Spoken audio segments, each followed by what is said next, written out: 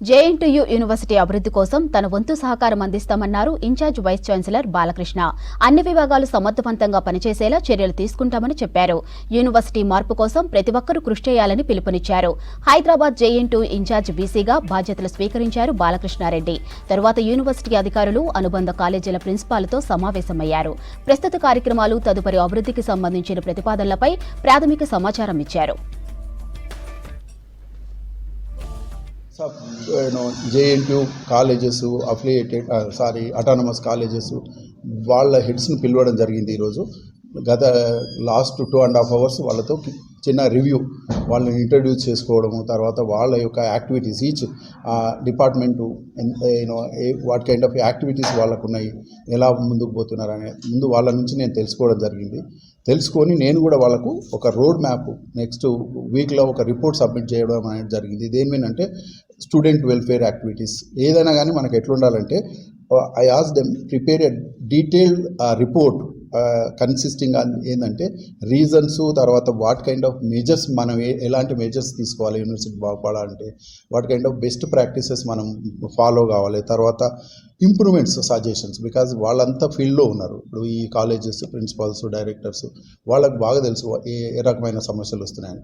వాళ్ళ నుంచే నేను ముందు ఒక రిపోర్ట్ తీసుకోవాలనే ఉద్దేశంతో వాళ్ళని అడిగి నెక్స్ట్ వీక్ వరకు ఒక 1 weekలో ఒక మంచి రిపోర్ట్ సబ్మిట్ చేయమని చెప్పి ఇష్యూస్ ఎలాంటి ఇష్యూస్ ఉన్నాయంటే, యూనివర్సిటీ అంటే ముఖ్యంగా మనకు విద్యార్థులు ఇవాళ ఆల్మోస్ట్ మీకు తెలుసు అన్ని జేఎన్టీయూ కింద ఆల్మోస్ట్ 10,000+ స్టూడెంట్స్ ఉంటారు. బీటెక్ కానీ, ఎంటెక్ కానీ, పిహెచ్డీలు అట్లా.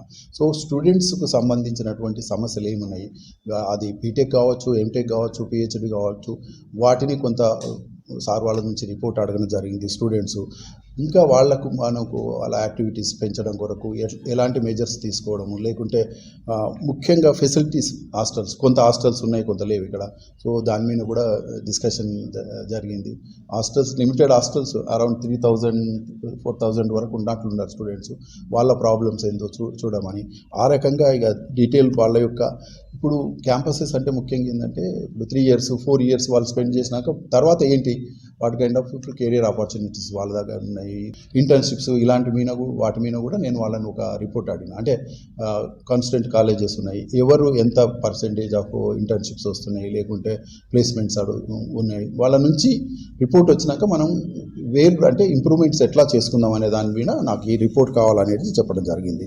తర్వాత అడ్మిషన్స్ రిలేటెడ్, తర్వాత అకాడమిక్ రిలేటెడ్, తర్వాత సిలబస్ చేంజ్ గురించి. ఇప్పుడు ఎట్లుందంటే మనం పోటీ ప్రపంచంలో ఉన్నాం. So JNTU has to compete with other universities. కాబట్టి ఈ పోటీ ప్రపంచంలో మనం నిలదొక్కుకోవాలంటే మనకి ఎలాంటి వినూతనమైనటువంటి కోర్సులు ఇంట్రడ్యూస్ చేయడము, ఉన్న సిలబస్ను తర్వాత అప్డేట్ చేయడం, తర్వాత ముఖ్యంగా మేము మిత్రులందరినీ నేను రిక్వెస్ట్ చేసింది ఏంటంటే వాళ్ళ యొక్క రిక్వైర్మెంట్స్ ఏంటి. ఇప్పుడు మనం ముఖ్యంగా మనం ఎక్కడున్నాము, మనకి ఎక్కడ పోవాలనేది ముఖ్యం. ఈరోజు మనం ఏడున్నాము అనేది మనకు ఐడియా ఉంటే నెక్స్ట్ 5 yearsలో ఎటు పోవాలి యూనివర్సిటీ అనే దాని మీద అయితే డీటెయిల్ బడ్జెట్ అనుకోండి, వాళ్ళ రిక్వైర్మెంట్ అనుకోండి. అంటే రిక్వైర్మెంట్ అంటే ఫ్యాకల్టీ. ఇలా one of the biggest problem నేను చూసినంతవరకు ఈరోజు డిస్కషన్లు ఏంటంటే రెగ్యులర్ ఫ్యాకల్టీ లేరు, కాంట్రాక్ట్స్ ఫ్యాకల్టీ ఉన్నారు, కొన్ని దగ్గర కాంట్రాక్ట్ ఫ్యాకల్టీ కూడా పూర్తిగా లేరు. సో ఇవన్నీ దృష్టిలో పెట్టుకొని వాళ్ళతో డిస్కస్ చేసి వాళ్ళ ఫీడ్బ్యాక్ వచ్చినాక నేను రిజిస్ట్రార్ గారు కానీ, రెక్టర్, తర్వాత అథారిటీస్, గవర్నమెంట్తో మాట్లాడి ఏ రకంగా మనం ఫ్యాకల్టీని